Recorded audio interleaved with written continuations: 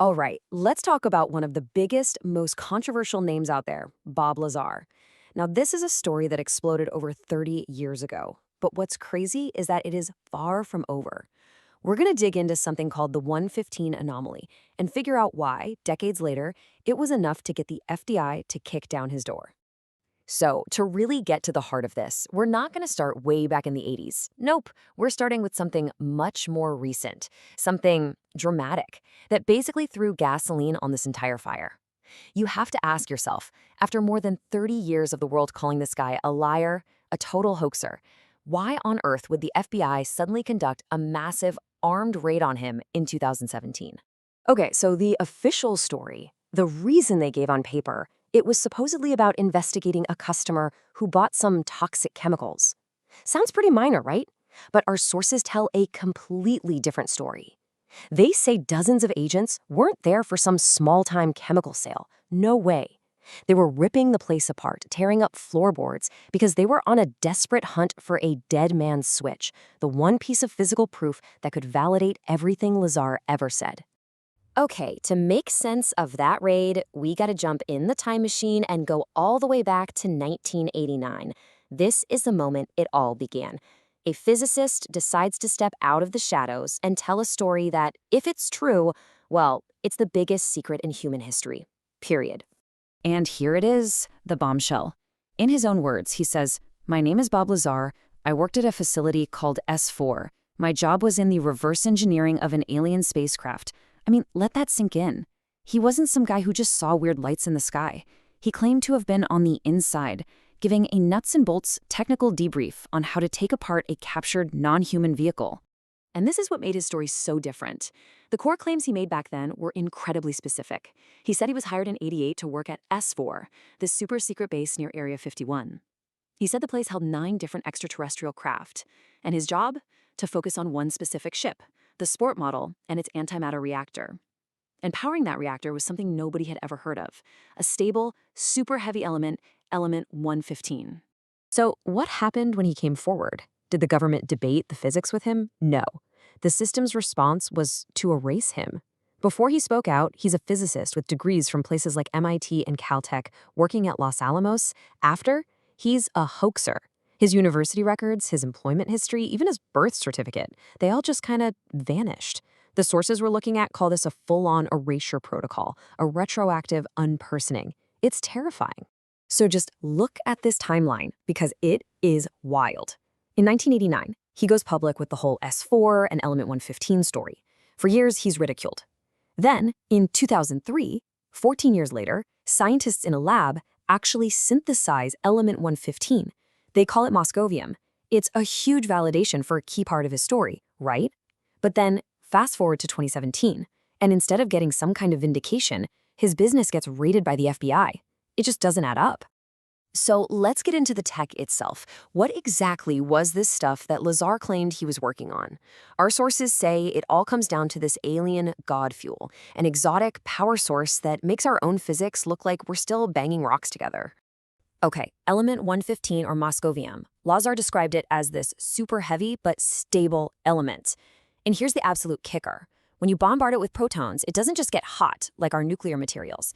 It produces 2 things: antimatter, which provides the insane power, and this totally unique gravitational wave. That wave is the secret sauce. It's the source of the craft's ability to literally manipulate space-time itself.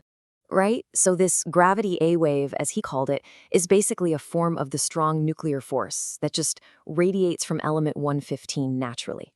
The craft doesn't have rockets. It doesn't use brute force thrust. It just captures and amplifies this wave to bend space and time around it.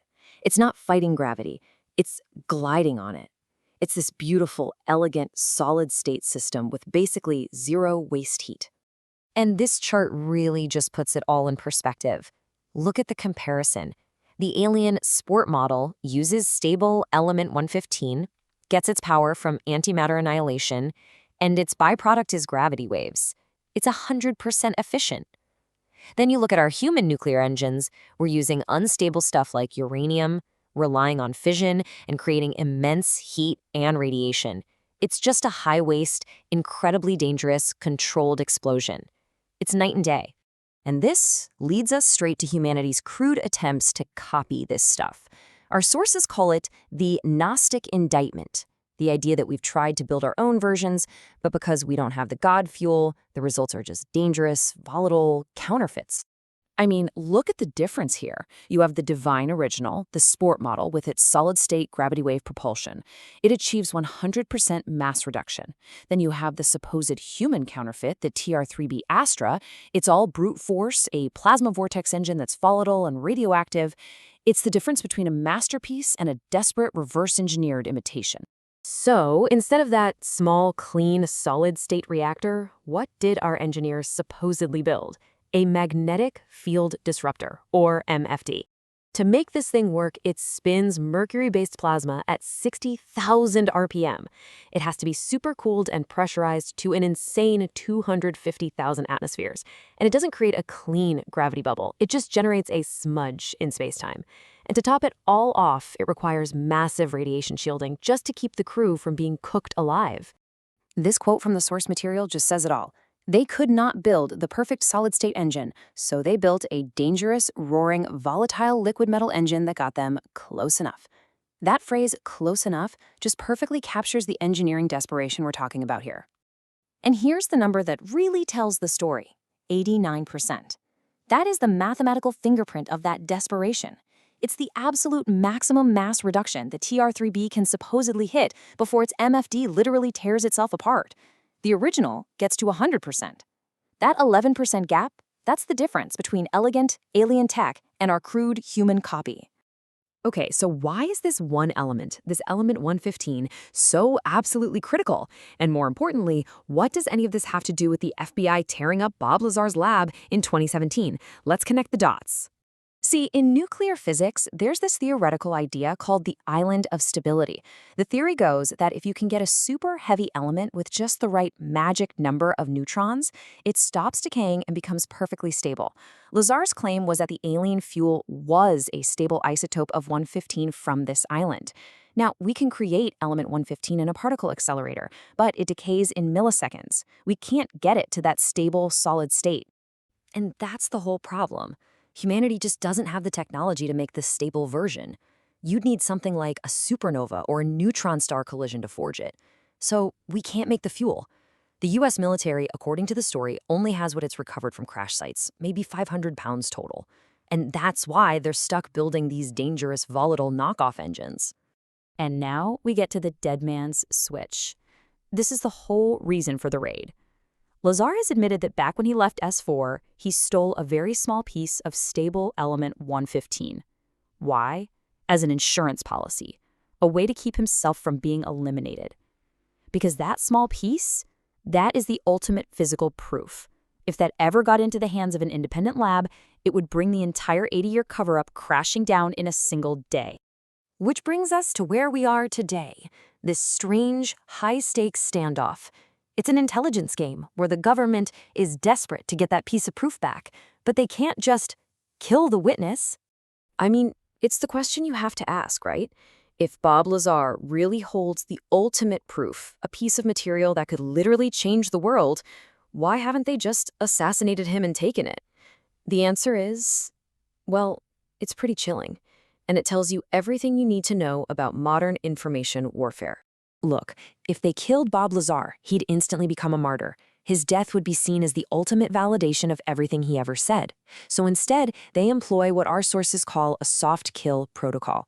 Step 1, discredit him. Use the media and academia to constantly attack his character and his credentials. Step 2, harass him. Use intimidating FBI raids and endless IRS audits to crush him psychologically and financially. And step 3, isolate him. Make sure he's always quarantined in that conspiracy theory zone, making him too toxic for anyone in the mainstream to ever touch. So that leaves us with one final and pretty provocative thought. The sources claim the real goal isn't to silence Lazar, but to keep him and his proof permanently quarantined. But after more than 30 years, is it actually working? That 2017 raid proves one thing for sure. The hunt for that piece of element 115 is still very, very active. It seems that even after all this time, the system is terrified of the proof Bob Lazar might be holding. So the question is, in this age of information, can you really keep a secret this big quarantined forever?